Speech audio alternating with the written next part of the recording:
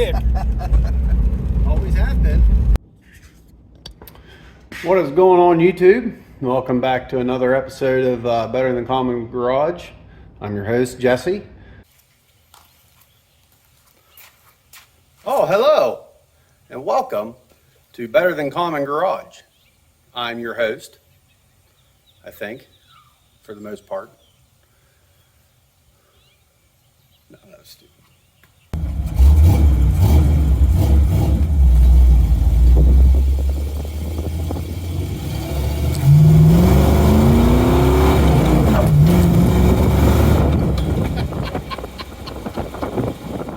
And today, you see we have the old barn find B2 back up on the lift. Not for anything real major. I have some new shocks I'm going to put on it. As you can see by all the fluid there, they're all blowed out. I went ahead and put new radius arm bushings in. I probably should have filmed that. That was quite the endeavor, but yeah, all four of these shocks are completely garbage. They're all just there taking up space. But I got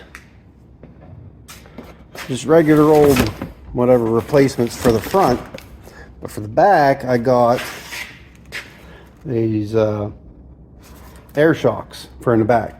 Try to help out with the Bronco 2 sag. So let's go ahead and get started.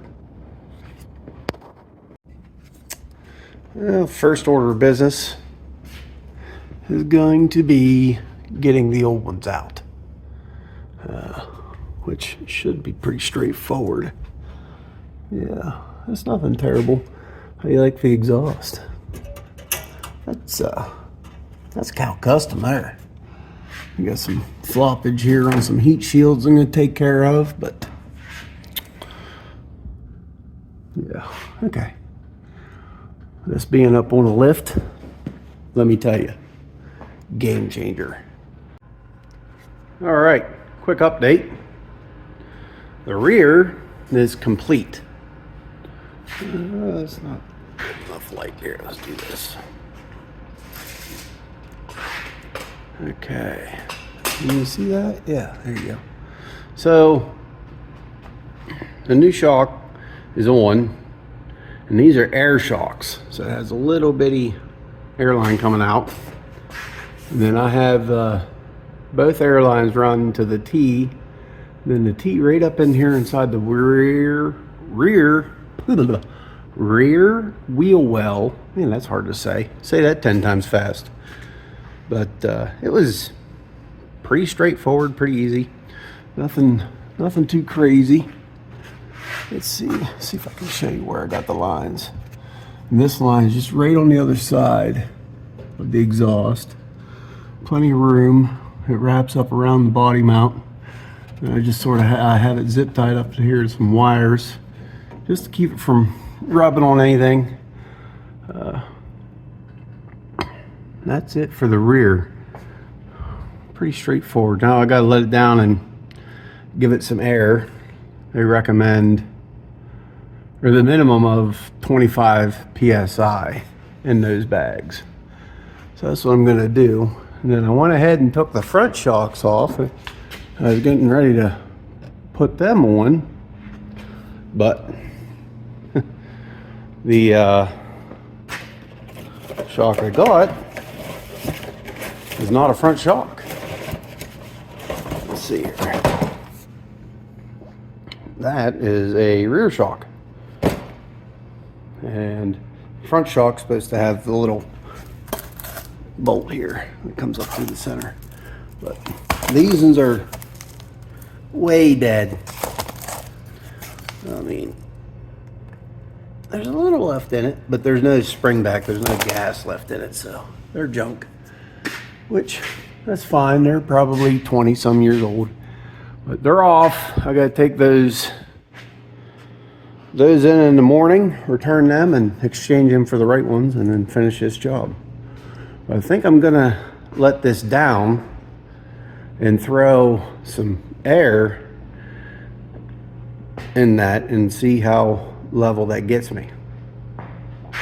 So let's see that.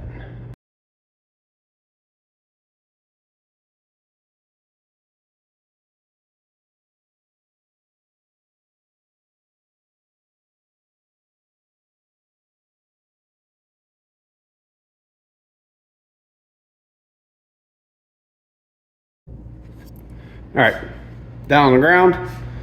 Front's up just a tickle, but not a whole lot. So I'm gonna see just how far out of level this is. The floor's pretty level. The tires have the same air in them. I'm just curious to see what it actually measures as far as the level goes. Let me check it. All right, so we got ourselves a level here. And I'm just gonna go to the body line. You're just eyeballing. And it's actually closer than what I thought. I mean, it didn't take a whole lot to get it level. But, which I guess if you look, the body line is pretty flat. But with those wheel wells, it makes it look like it's out of level. That, and if you get passengers in here, it really does sag. So let me throw some air in it and see if we can't bring it up a little bit. All right, it's the next day. Got the B2 back up on the lift. Yesterday, I don't know if I'll include it or not, but I was struggling last night to get air into my Schrader valve. And here, I come to find out that the guts on the inside were loose. But that's all installed. There's air and shocks now, and I'm tearing into the back brakes. And one of the first things I found once I got the drums off is, I don't know, you can't really see it. Let me show you. That's better. Axle seal's leaking. So I went to AutoZone, got an axle seal. I had to return the shocks that I got yesterday because the guy gave me rear shocks. No, well, I don't need rear shocks. I need front shocks. So first thing up for today is to put the front shocks on. There's nothing there now. Get the front shocks on and then tear into these back brakes. That should be fun and stinky because everybody knows that gear oil is the best smelling oil in all the land. Okay.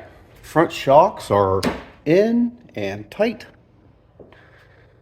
So I'm off to, I think I'm going to start with the seal here, which is going to require me to take off the cover off the rear end. Okay, so I got the cover off the rear end. Now to get, let me do a little bit of reasoning for you.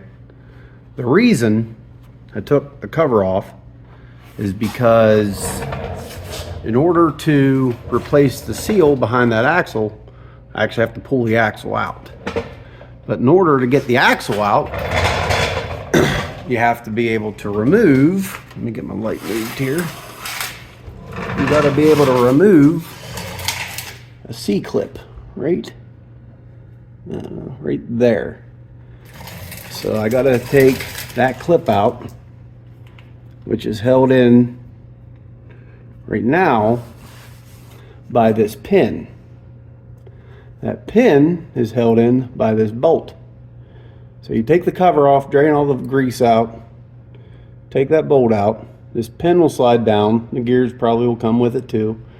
But once you get the pin out of your carrier here, you can take and push the axle in and get that C-clip out, which will allow you to pull the axle back out.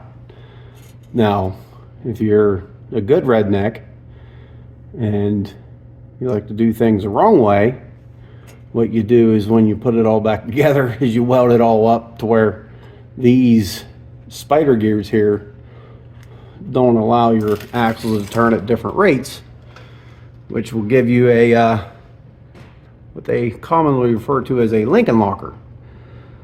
But I do not plan on doing that. This is a car, not a off-road machine. I don't plan on taking this thing off-road more than a normal human being would. So I'm gonna get to removing the bolt and the pin and pulling the axle out. I'll probably come back and show you once I get the axle pulled.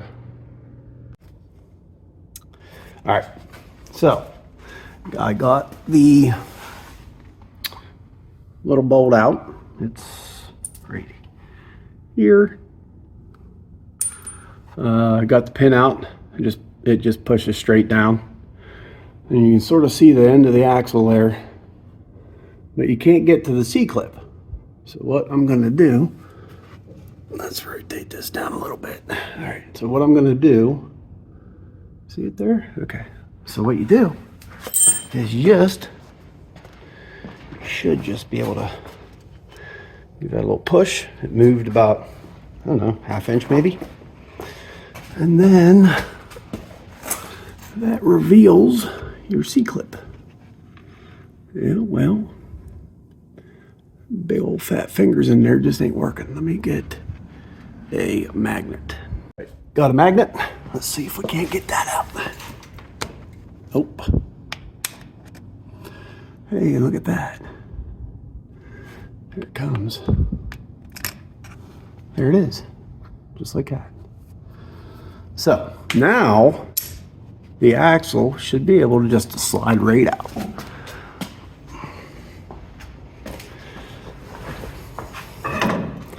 There you go. Just like that. And it's a big greasy mess. Let's let that there for a second. Ew. Let me get a pan. Okay, so doing a little cleanup. That's the axle seal there itself, the part that is bad. Hopefully they gave me the right one. I'll have to verify that. But bearings in there. It's probably still in pretty good shape. A lot of grease still left in the axle tube. I almost think it was a little over full. Typically, I mean, I don't know. Were you supposed to have that much coming out still? But what a mess. Gotta love the smell of axle grease. Let me pull out my seal here. It's a Neverlast. Looks a little different.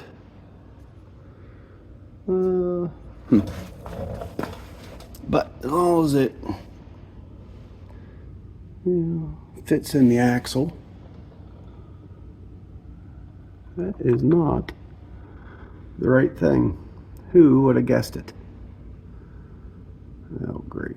Looks like I get to go back to AutoZone.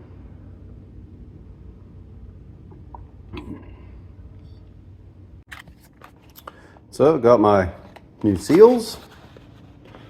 Let that drain while I was gone. Yeah, so anybody that's ever worked on a car knows the struggle of getting the wrong parts from the parts store. So, best case is I like to take the old part with me. That way I can compare it to the part that they're giving me, just to verify that I'm getting the right stuff. But I'm gonna get that in and slap these axles back in and move on to fixing the brakes. All right, so I got this side pulled out, as you can see, and I have some e-brake cables I want to replace. That way we have e-brake. And I was going to go through and rebuild all this. Okay, I have new wheel cylinders, I have a new rubber line, but my inner procrastinator is getting the better of me, and my shoes are not terrible. They're getting a little rusty. I may put new shoes on. I have those. And I have some hardware. The adjusters are locked up. That's pretty common. But I don't think I'm going to go as far as replacing the wheel cylinders and the rubber line yet. But I do want to do just a rejuvenation plus e-brake cables, which, to be honest with you, I've never put e-brake cables on a vehicle before. I've never really had a car that had an e-brake that worked. Well, I shouldn't say that. I've always had cars that the e-brake worked, but the moment you push it, you weren't getting it to release. And it would just stick on the whole time. But the goal for this thing is to have a functional e-brake. So that's what I'm going to work on next. I'm going to work on doing these brakes, and I think the best time to do it is while I got the axle out. I've actually never done brakes with an axle out. Right there it is in all its glory. But so I'm gonna get on to doing brake. Tear it all apart, put it together with new stuff. All right, we made some progress.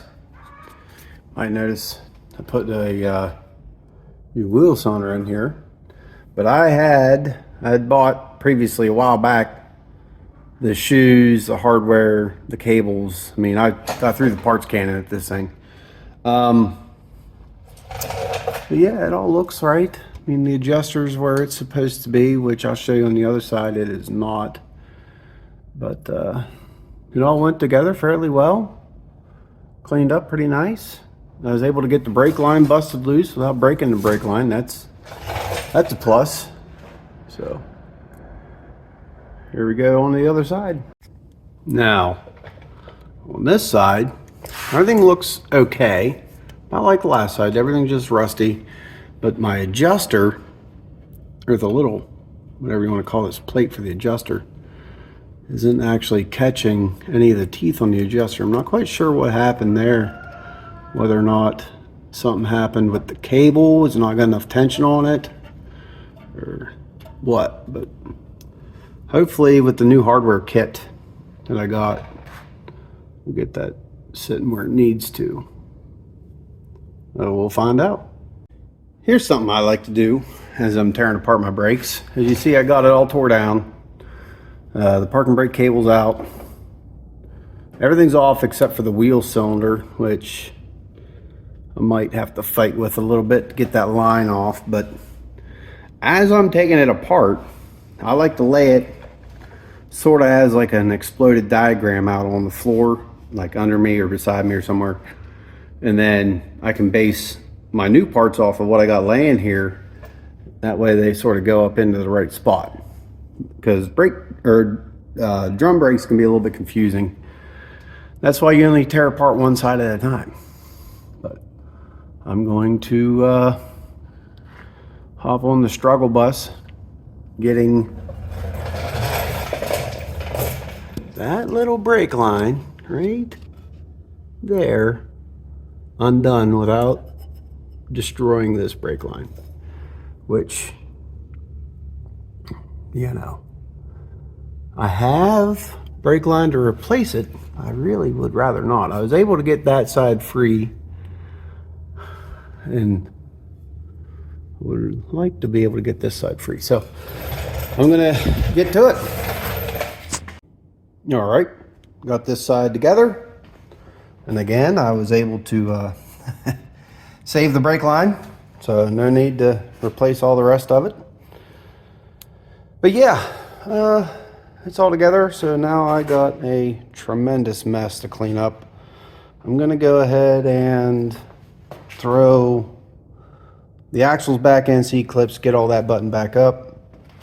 And then I will work on trying to get those cables hooked up and adjusted. I have no idea what I'm doing.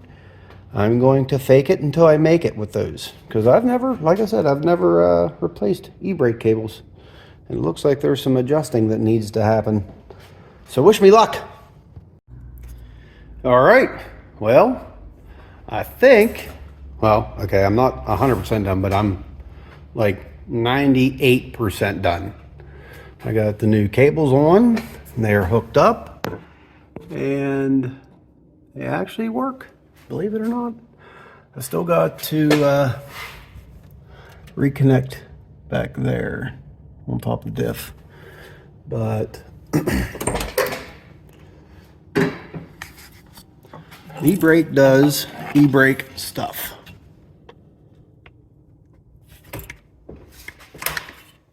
There. On. Can't turn the drum.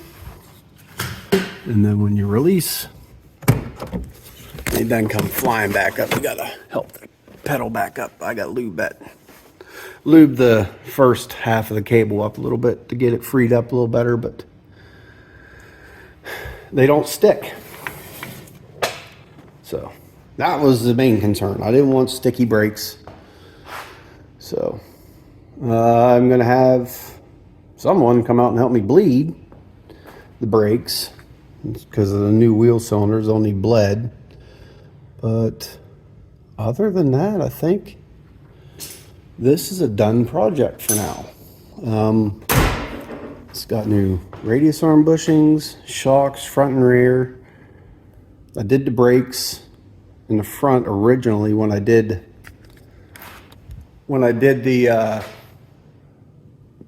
was doing all of it before. I think now that the back brakes are done and functioning, the big thing is an exhaust. It does need an exhaust, and the shackles need replaced. So that'll be a different project for another day, but none of them are terribly pressing. The exhaust is there, but it's shot. I mean, it's I could lose the muffler at any point in time, but okay, so it's the next day. I was going through all my footage of what I did here, and I noticed, I had no conclusion, and the vehicle was still up on the lift, and I'm like, well, that's no way to end the video.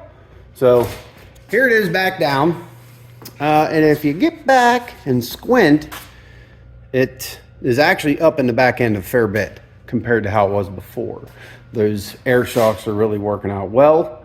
I did drive it some yesterday, just a little bit down the road and stuff, and it rides so much better. You can sort of see it there. It's not like overly, down in the front like a old muscle car or something like that. That's what these, they used to use these shocks for that a lot back in the day.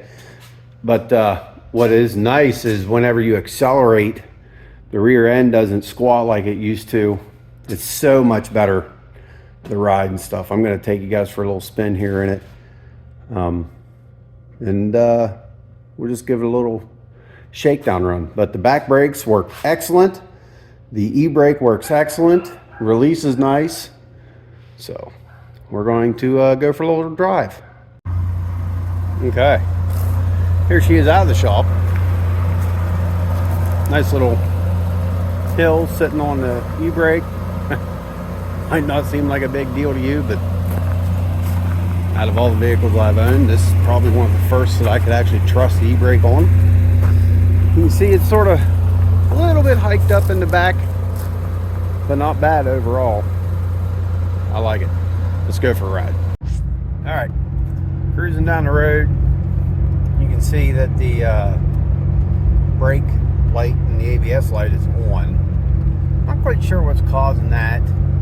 I don't think there's air in the system, which is what I would normally go to as the cause, but as you can see, pop her neutral here, and you hit the e-brake, she slows you right down. And that release is nice. So it seems to be working properly. I mean, they call it an e-brake for a reason. If you ever need it in an emergency case where your primary brakes fail, you can apply that gently and hopefully come to a controlled stop. Let's go get my brother. What in the thunder do we got going on here? What do we have over here?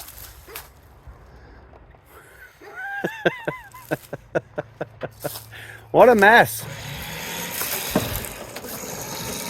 Oh, this is OSHA approved if I've ever seen it. Vintage equipment. Vintage equipment.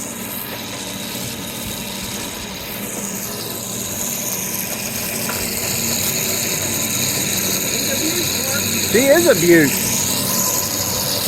I like it.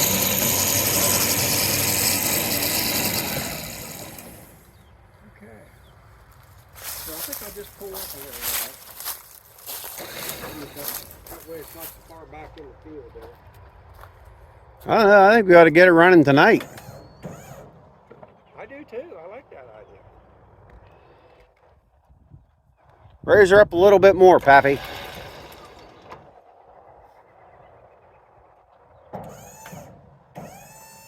There you go. That's good. I'll just pull off from under there. Jeff, you're going to have to let her go out. Just slam her in a gear when you get to rolling there, Andy. Yeah.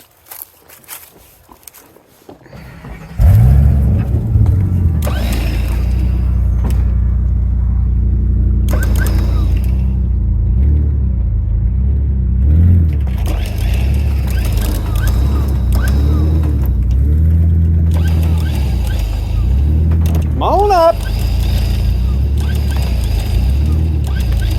You're good.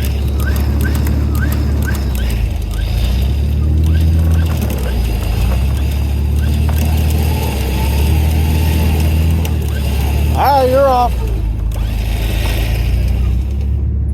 Houston, we have lift off. We have unlift off.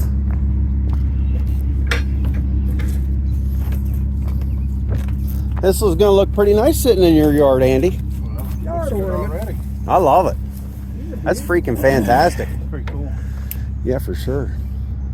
You don't see too many of the old wide front ends. No. I was wondering, I got to looking on the internet and I didn't know what it was. I was wondering if there's a wide or a narrow. Yeah. They weren't real common.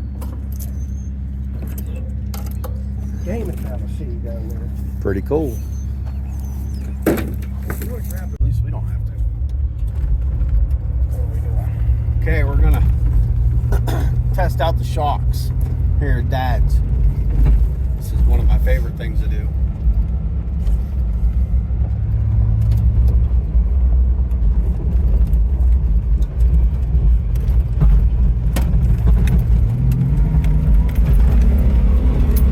Eat it, eat it, eat it.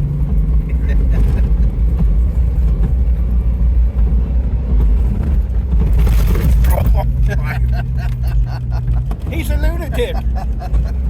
Always has been.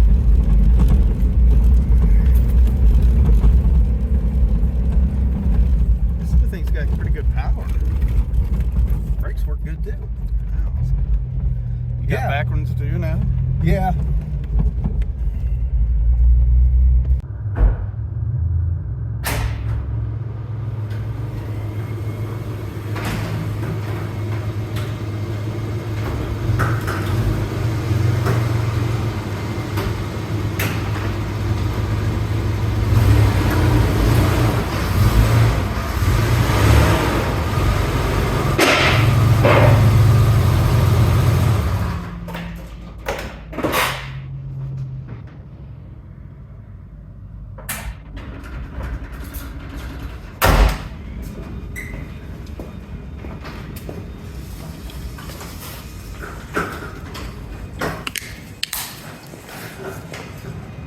Well, that will do it for this episode of Better Than Common Garage.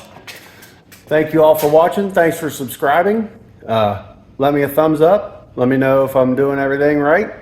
I know I'm not. I'm pretty terrible at being a camera guy, but drop me a comment below. Let me tell me what you want to see next.